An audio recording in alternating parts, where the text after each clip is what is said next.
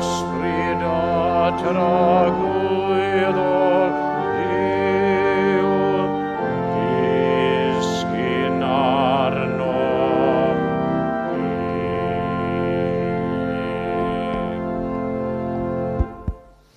Bore da iawn i chi gyd a chroeso i'r oedfa foreol ar fore Sul y cofio fel hyn. A very warm welcome to you all to this Remembrance Sunday morning service.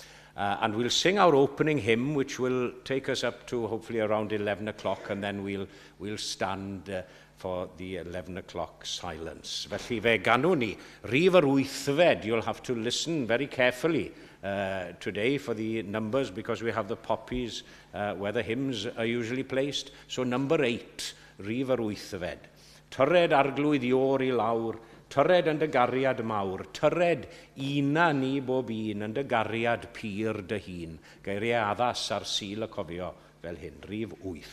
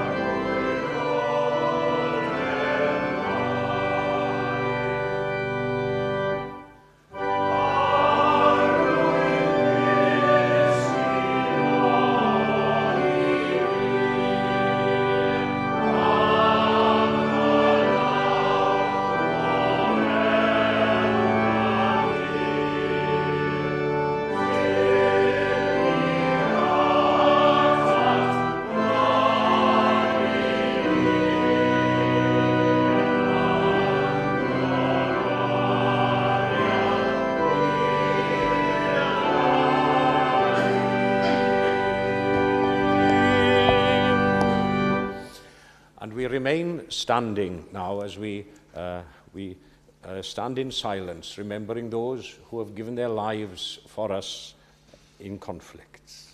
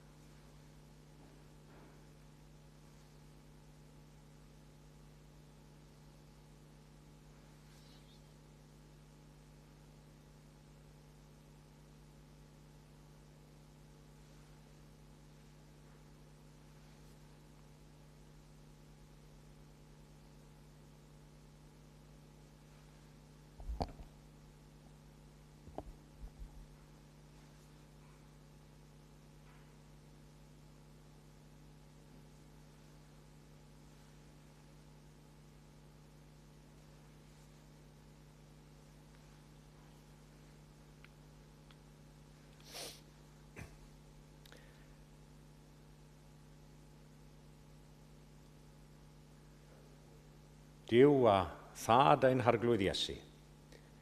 I ni'n dod at ein gilydd y bore yma i gofio ac i ddysgu. I gofio am wersi'r gorffennol, beth yw cost ryfel a beth yw pris heddwch hefyd. A beth yw maint creulondeb dyn yn gallu bod at ei gyddyn. Lord God, on this day we are called to remember the past, all those who have lost their lives in the course of wars, the horrors that they endured and the sacrifices they made. And we pray for peace in our world, especially at this time. And grant that the time will come when all nations will live together justly and openly and harmoniously in a common fellowship of humankind. At the going down of the sun and in the morning, we will remember them. Arglwydd yn dy drigaredd, wrando ar ein gweddiau nawr, wrth i ni ddod yn enw Iesu ei hun. Amen. Diolch, newch chi eistedd.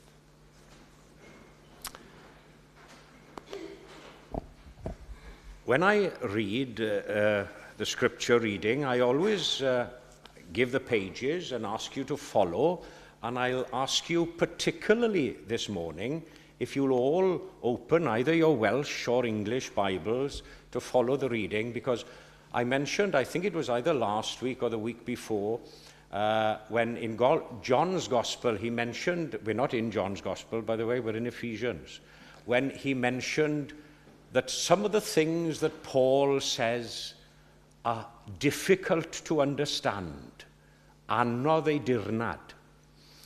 And I'd suggest that this reading this morning is quite difficult to understand. We're in the book of Ephesians, chapter 3, and if you're following in the English Bibles, we're on the very bottom of page 1191, Ephesians, chapter 3, the bottom of page 1191, and in the Welsh, we're on page 213 of the New Testament, 213, Ephesians chapter 3.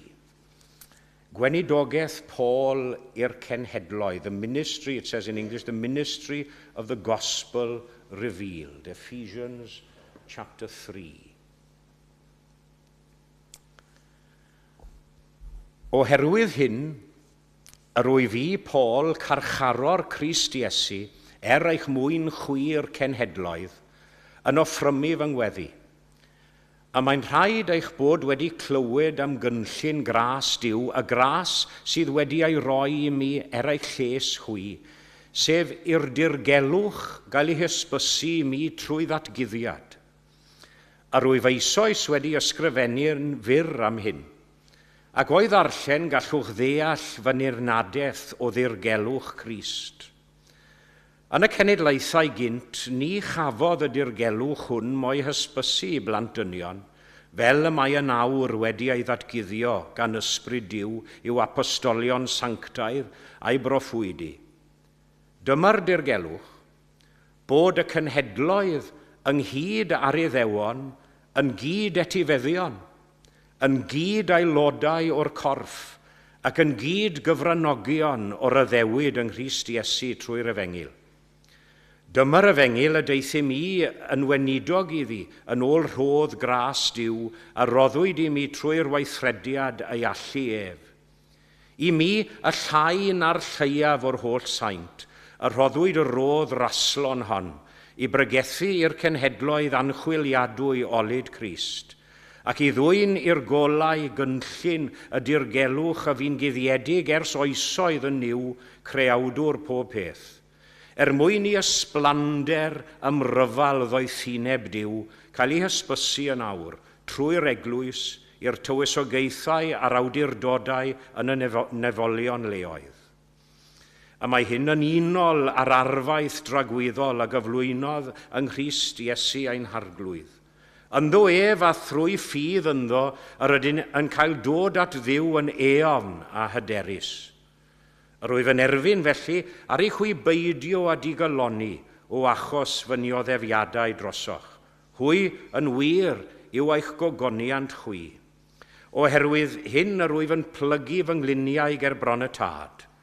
Ar hwn y mae pob teulu yn y nefoedd ac ar y ddeiar yn cymryd ei enw oddi wrtho. Ac yn gweddio ar iddo ganiatáu i chwi yn ôl cyfoeth ei ogoniant, gryfder a nerth mewnol trwy'r ysbryd.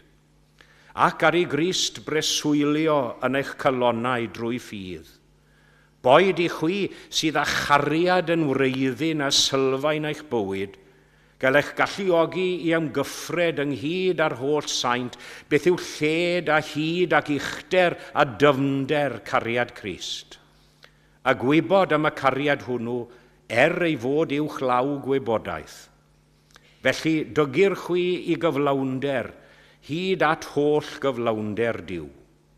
Iddo ef sydd ar gallu ganddo i wneud yn anrheithol well na dim y gallw ni ei ddeisyfu na'i ddychmygu, trwy'r gallu sydd ar waith ynom ni, iddo ef y bwr gogoniant yn yr Eglwys ac yng Nghrist Iesu o genhedlaeth i genhedlaeth, byth bythoedd. Amen. Ychwaneged yw i fendith at y darllen a'r gwrando hefyd o'i air. Ac fe unwn ni i ganu ein hael emyn sef rhif 10, number 10, rhif 10. Bangor, o anfon di yr ysbryd glân yn enw Iesu mawr a'i weithrediadau megis tân o deied ef i lawr, rhif 10.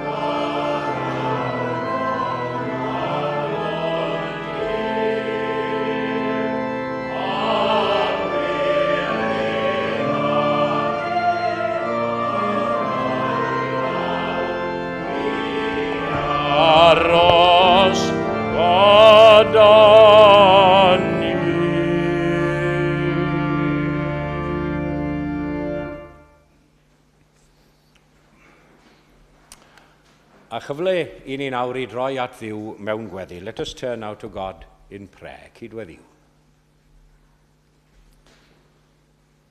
Duw a thad ein harglwydd Iesu, ti yr hwn sydd wedi ein caru ni ers seiliad y byd, ac wedi ein gosod ni nawr i fyw ar y ddeiar yn deuluoedd ac yn llwythau ac yn yn wledydd gwahanol gyda'i gilydd. I ni'n diolch i ti am gymdeithas bobl a'i gilydd. Ac i ni'n dy glodfori di am bob enghraifft o gyd fyw yn heddychlon sydd wedi bod ar hyd y canrifoedd. Am bob ymdrech i geisio heddwch a chymod gyda'n gilydd fel gwledydd y byd. And once more, on this Remembrance Sunday, we are reminded of the terrible, terrible cost of war, the suffering and the sacrifice of so many people and the depths of inhumanity that some have sunk to, but we also remember as well the heights that others have climbed to secure peace and reconciliation in our world.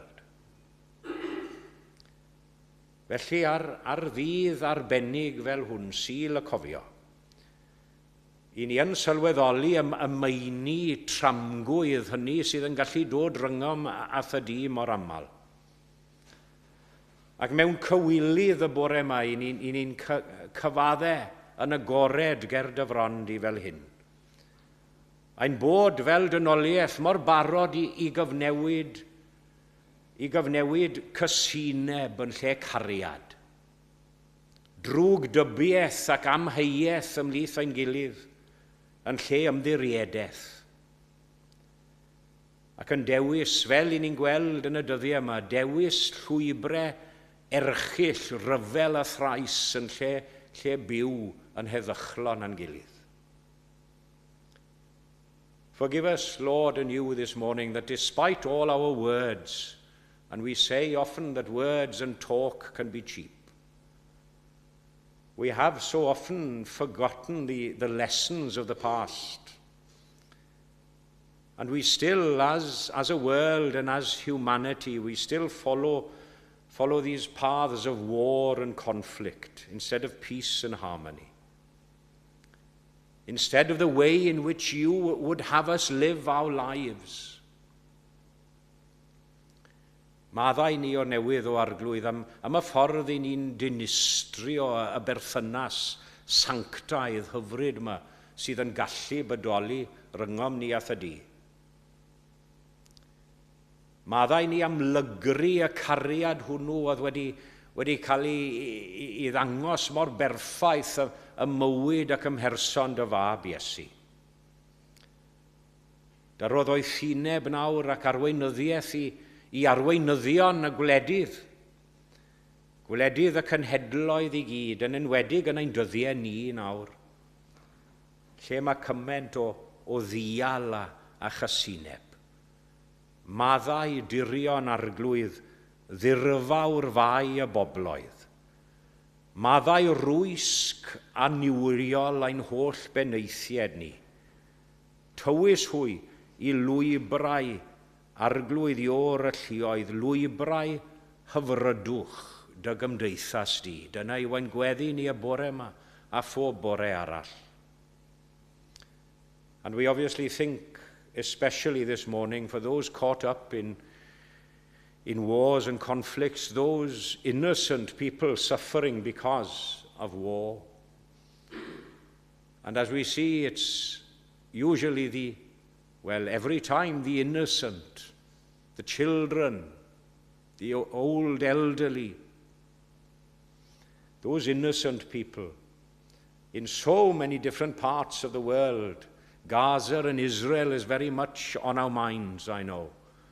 But we think of Ukraine, and there are many, many conflicts on the continent of Africa at the moment. Ethiopia, Somalia, Congo, Nigeria, all have experienced wars and conflicts lately. I ni'n cofio heddiw hefyd am bawb sydd yn dioddef oherwydd ei ryfeloedd mewnol fel petai. A rhai y bore yma nawr sy'n brwydro yn erbyn unigedd falle. Unigedd yn gallu bod yn peth ofnadw. tristwch a galar a phoen. Mae ei ryfeloedd mewnol, personol nhw yn real ac yn fyw iddyn nhw nawr wrth i ni gyfarfod y bore yma. Bydd gyda nhw a gad iddyn nhw i deimlo ac i wybod bod yna ryw rai yn meddwl amdanyn nhw. And finally, we commit ourselves to your keeping. I ni'n gosod ein hunain yn dy law ac yn gofyn ar i ti ein harwain a'n cyfarwyddo ni ym mhob peth. Maddau pob diffyg a bai a weli yno, mae'n bod yn dod yn awr yn edifar ac yn gofyn y cyfan oll yn enw ar hwn a ddaeth i ledaenu heddwch a chymod a brawdgarwch rhwng gwledydd a phobloedd deiar. Iesu Grist y cyfiawn. Amen.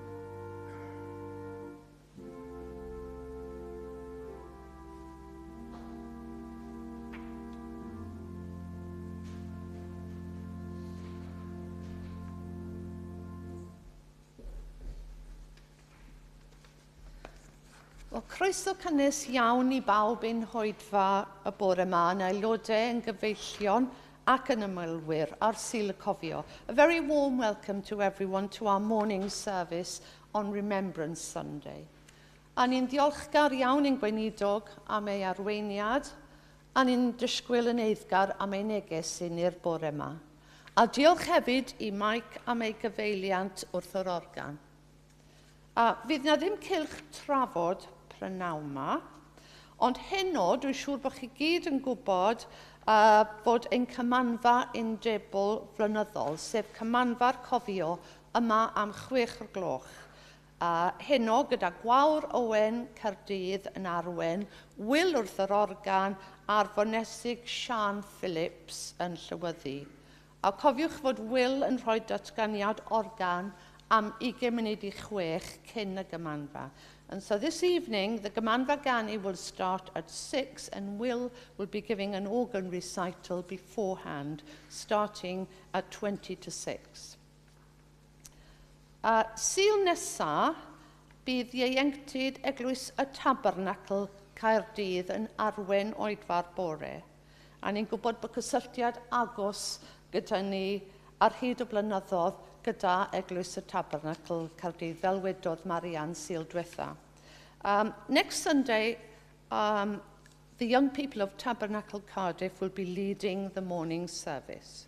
The evening communion service will be led by Rob, and we're delighted to say that Tom McCall will be received as a new member in that communion service. Dydd Mercher, fel arfer am hanner dydd, cynelir oedfa ganol wythnos yn y neuadd islaw, gyda the a chyfle am sgwrs i ddilyn. After the midweek service this Wednesday, there'll be an organ recital at 1:05 with Rosemary Evans, St Alphege, Burnt Oak, Edgware performing. She's the organist there. Nawr mae'r amser, mae'r Nadolig yn agosau, felly bydd cinio Nadolig yr Eglwys ar ragfyr y trydydd ar ôl oedfa'r bore. A mae croeso cynnes i bawb i ymuno â ni, ond gan ein bod yn defnyddio arlwywyr allanol, mae'n bwysig bod ni'n gwybod faint sy'n bwriadu dod. Felly, cost y cinio yw 30 pint y pen, ac wrth gwrs ni'n awyddus i bawb sy'n eisiau i ymuno ni i wneud hynny. Awnewch chi os gwelwch yn dda, ysgrifennu eich enw ar y rhestr yn y lobby os hoffech chi gael cinio Nadolig. So our chapel Christmas lunch will be on December the 3rd after the morning Advent service, and everyone is welcome. But we do need to know the numbers attending well beforehand. And the cost of the meal is £30 per head. So please add your name to the list in the lobby if you would like to join us for Christmas lunch. Bydd cwrdd chwarter y gyfundeb yn cael ei gynnal pnawn dydd Mercher, Tachwedd yr 11 ar 20, November the 21st, am hanner awr di 2 yn Harrow, gyda'r parchedigion Jeff Williams a Dyfri Gris yn arwen y cyfarfod. Cofiwch ddod lawr i'r neuadd i gael te a sgwrs ar ôl yr oedfa. Do join us for tea and fellowship in the lower hall after the service. Ac yn nawr fe ddawn nhw amgylch i dderbyn eich rhoddion. Diolch yn fawr.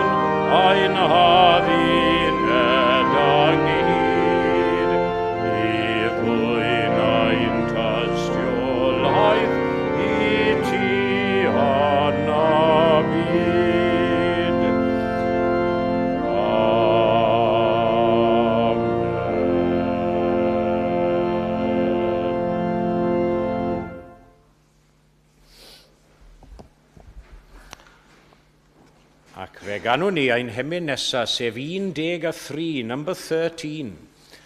We always have one English hymn in the Gymanfa, and this is particularly apt and poignant, I think, for Remembrance Sunday. Lovely hymn and tune. Dear Lord and Father of mankind, forgive our foolish ways. Reclothe us in our rightful mind.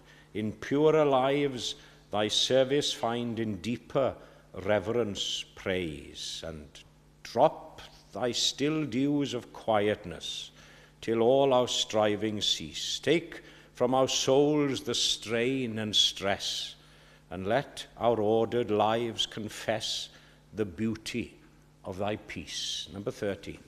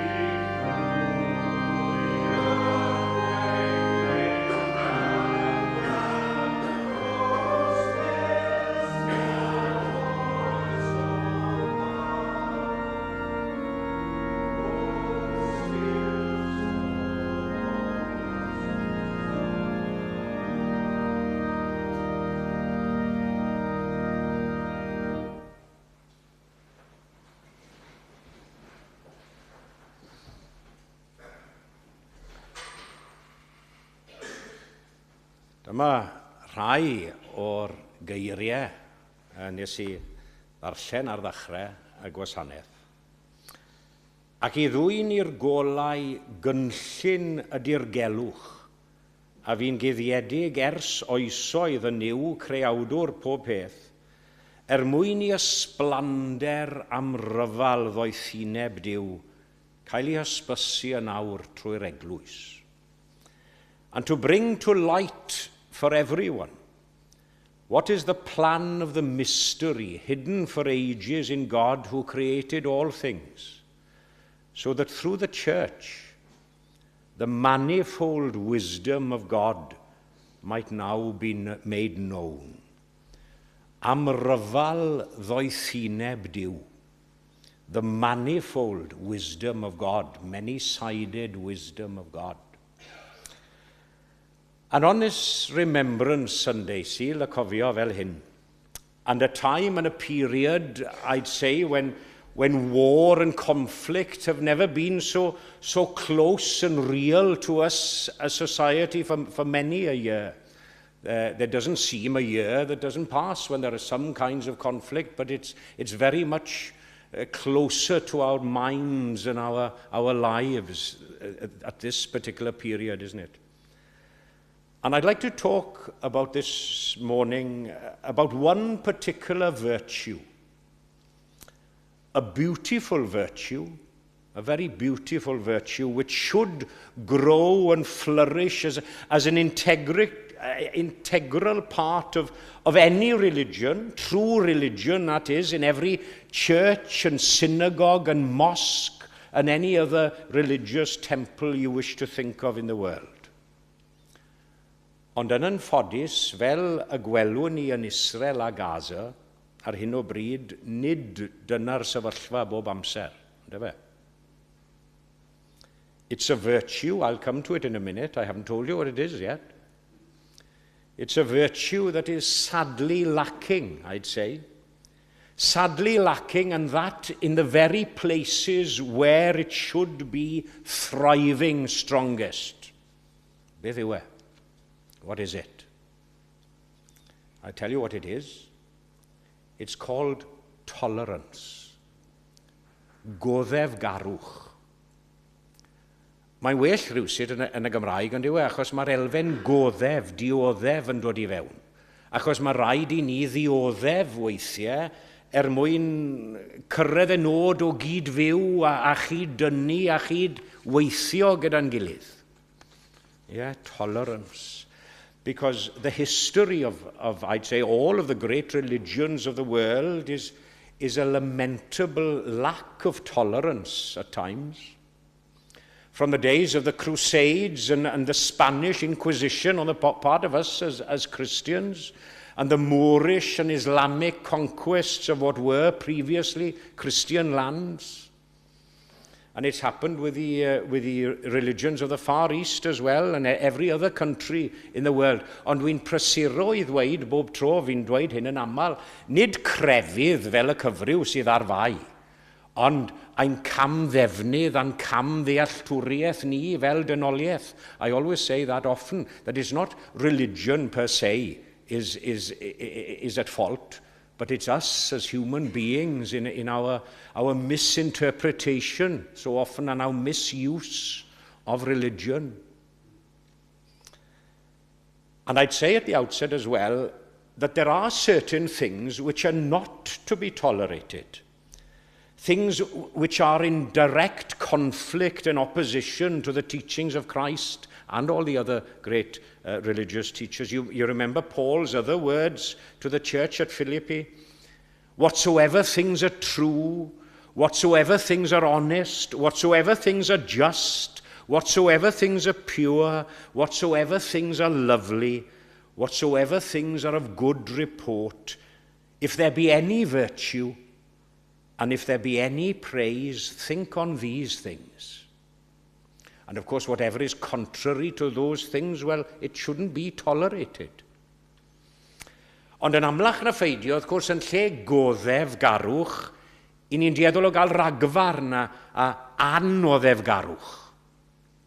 Bias, narrow-mindedness, bigotry and dogmatism comes into religion. That's what tends to raise its ugly head in the place of tolerance so often. Now, the principle of the survival of the fittest, well, that's all well and good in the jungle and in uncivilized society, as it were. But I'd say live and let live should be the ruling principle and motive for all civilized societies, and particularly those who profess to be Christians and the love of Christ and God in their hearts. And isn't all war and conflict at its very basic and simplistic level an act of intolerance between two sides? Diffyg goddefgarwch o feddylfryd ac o safbwyntiau un ochr o gymharu ar llall, mostly. By the way, if you are waiting and expecting for my usual headings or points to my sermon this morning, there aren't any. So you'll be waiting for a while. My whole discourse will be connected to this one virtue of tolerance and intolerance.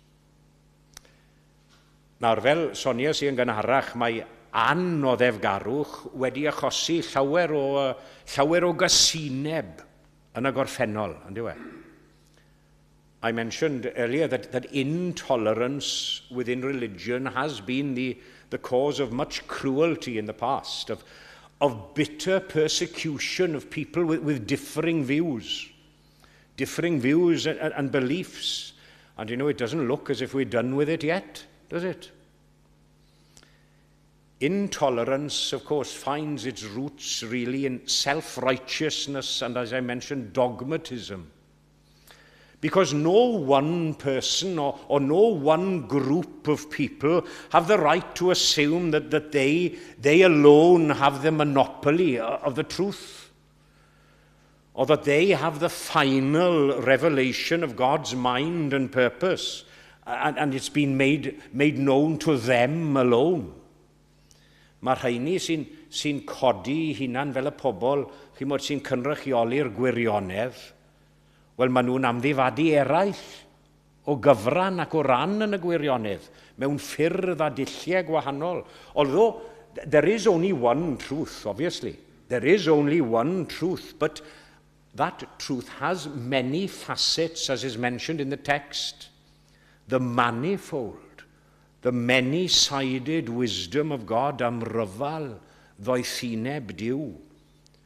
Because surely we can't all of us here, these differing souls, individual souls, all hope to see that same facet at the one and same time. Because the way in which you came to faith and belief, it's not the same way in which I did, although it's the same God, it's the same Christ, it's the same Holy Spirit working in each and every one of us. And of course, to make vicious attacks, as we've seen lately, vicious attacks on people who differ from us, perhaps in their views.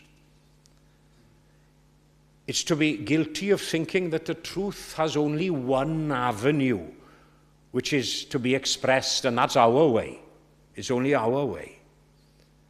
And that it cannot be attained except in our particular preferred way.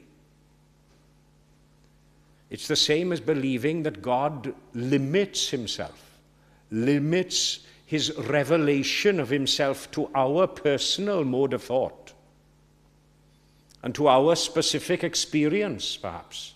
You say, well, this is how I feel it. Well, that isn't how perhaps somebody else. Where the whole of history teaches us, and the whole of human experience confirms the fact that God fulfills himself in many, many different ways. Dwi ddim yn hoffi dyfynnu'n ormodol o farddoniaeth a ffynonellau eraill yn aml, oherwydd dwi'n credu'n angerddol bod digon o ddyfyniadau yn yr ysgrythurau I danlinellu a chyfiawnhau unrhyw bwynt dan hael. But you know, I'm very fond of those words by Alfred Lord Tennyson from Mort d'Arthur. when he says, "The old order changeth, yielding place to new, and God fulfills himself in many ways, lest one good custom should corrupt the world. If thou shouldst never see my face again, pray for my soul. More things are wrought by prayer than this world dreams of." Ac wrth sôn am ryfal ddoethineb Duw, mae Paul yn cyffwrdd ar syniad yma, dwi'n credu, yr un peth yma. This manifold, the many-sided wisdom of God, which Paul speaks of in our text, it teaches us that, yes, obviously, while convictions are to be respected, yes, most definitely, but no person has the right to grasp onto his own personal convictions with such unyielding tenacity that he refuses any other view or any other thought to be expressed. 2,000 years ago, the perfect tolerance of one man who walked the ground where such intolerance is so rife at this very moment. He was put to death basically because of the lack of tolerance by the people of whom he came to save. Ac ar Sul y cofio fel hyn, on this Remembrance Sunday, I leave you with his own words when he said to his disciples, when he warned them against the misdirected zeal and intolerance of others. Whoever kills you will think that he is offering service to God. But they will do these things because they have not known the Father, nor me. Felly, gadewch I ni feddwl am ryfal ddoethineb Duw y bore yma. This manifold, this many-sided wisdom of God. A cheisio byw ein bywydau I gyd gyda goddefgarwch, tolerance, ac ystyriaeth lwyr I bobl eraill, bob amser, a hynny gogoniant i'w enw. Amen. And we sing together to conclude our morning service on this Remembrance Sunday. Number 2. Again, such apt words by John Roberts Llanfwrog. Cyd-fiwn gytun, na'r peth. Living together as brothers and sisters.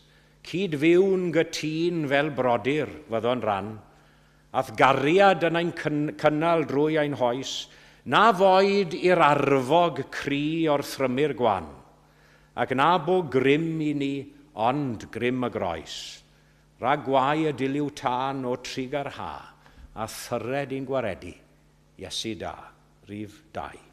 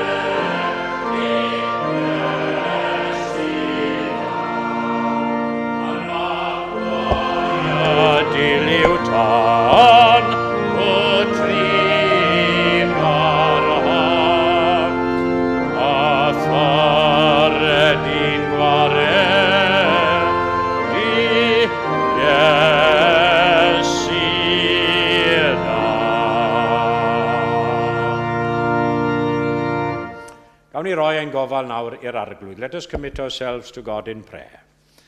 Ac iddo ef sydd ar gallu ganddo i wneud yn anrheithol well na dim y gallwn ni ei ddeisyfu na'i ddychmygu. Trwy'r gallu sydd ar waith ynom ni ac yng Nghrist Iesu, iddo ef y bwrg o goniant yn yr eglwys o genhedlaeth i genhedlaeth, byth bythoedd. Amen.